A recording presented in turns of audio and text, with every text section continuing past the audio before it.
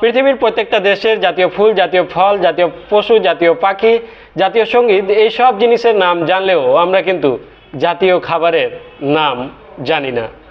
এখন পৃথিবীর বেশিরভাগ দেশেরই জাতীয় খাবারের নাম একই হওয়া উচিত। আমার মতে পৃথিবীর অনেক দেশেরই জাতীয় খাবারের নাম হওয়া উচিত ঘুষ। কারণ পৃথিবীর অনেক দেশেই প্রত্যেকটা সরকারি দপ্তরে কিন্তু ঘুষ খায়। সুইজারল্যান্ডের সুইস ব্যাংকে পৃথিবীর যে সমস্ত দেশের কালো টাকাগুলো আছে সেই সব দেশের জাতীয় খাবার কিন্তু ঘুষটা করে দেওয়া উচিত।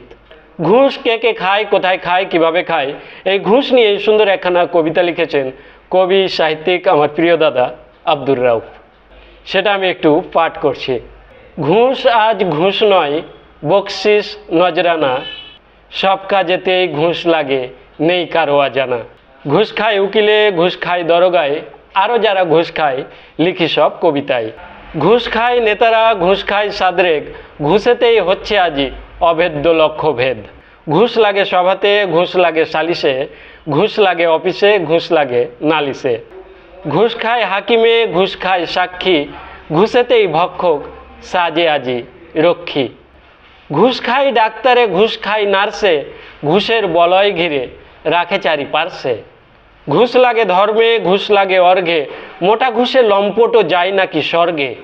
ঘুষ লাগে স্কুলে, ঘুষ লাগে কলেজে, শিক্ষকও খায় ঘুষ আদর্শ নীতি ভুলে যে।